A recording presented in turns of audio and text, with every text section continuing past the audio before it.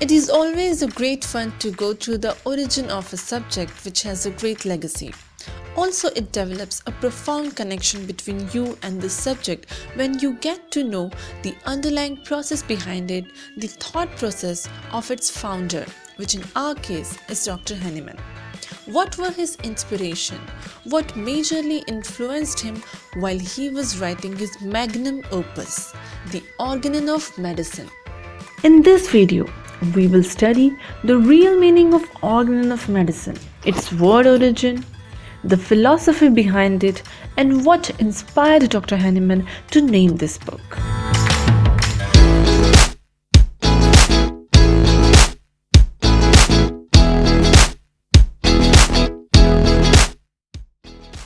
Talking about the first point, the word origin.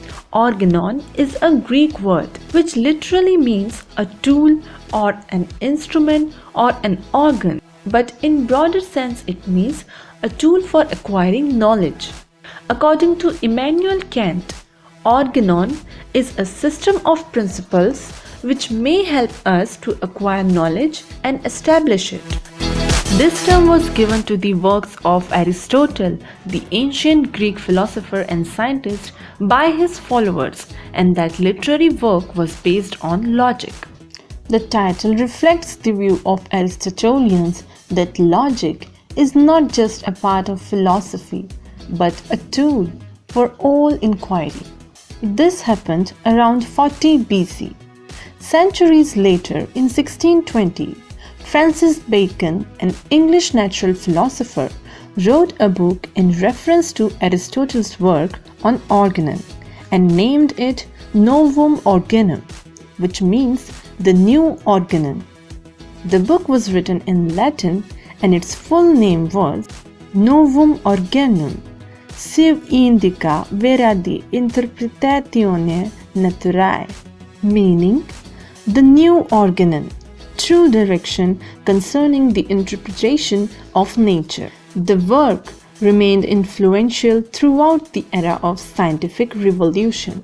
Now let us take a look upon the difference between these two books and their philosophy. Aristotle's treatise Organon is based on deductive reasoning. A deductive reasoning is a method of reasoning in which you start with a premise and go to another premise leading to a conclusion. And if you have done the above two processes correctly and logically, then the conclusion you will obtain will be a certain conclusion. While Sir Francis Bacon's Novum Organum is based on inductive reasoning. It says instead of starting with a general premise to particular and then to a conclusion, the way we arrive at truth is to make repeated observation, and then out of those repeated observation, we generalize the repeatedly observed phenomenon into a probable conclusion. This you should note here that the conclusion derived from the deductive reasoning is always a certain conclusion, but the conclusion derived from inductive reasoning will always remain a probable conclusion. So by introducing this new method of scientific reasoning, Sir Francis Bacon is challenging the old method of Aristotle. You see, the 16th and 17th century is called as the era of scientific revolution. And in this era, there is a willingness to challenge the ancient authorities that people had not done for about 2000 years. Moving on, the simplest way of comparison between inductive and deductive logic is deductive reasoning goes from top to down. It starts with a generalization and leads a specific conclusion. The most epic example of it is, as Aristotle says, a general premise 1, all men are mortal. The specific premise to this is Socrates is a man. So the conclusion is Socrates is mortal. On the other hand, inductive reasoning goes from down to up. It starts with a number of specific instances that leads to a generalization. So in inductive reasoning, we draw our conclusion from observations. The more data, the greater the chances of a correct conclusion. For example, you have a wallet full of coins. You pick out a coin and it's a 1 rupee coin. You pick out another coin and it's a 1 rupee coin. Then you pick another coin and again it's a 1 rupee coin.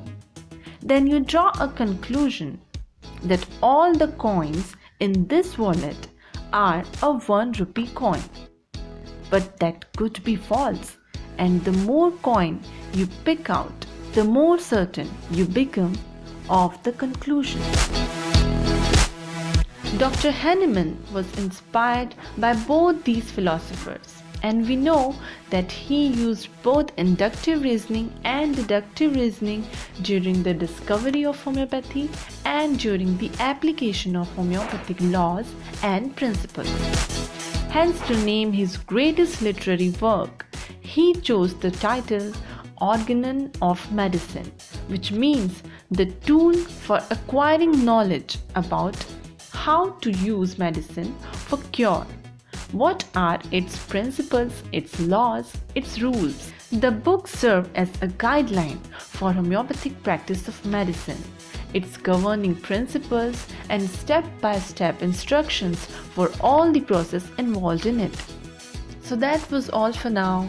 I really hope you find it useful. I'll see you in my next video. Till then, keep it simplified.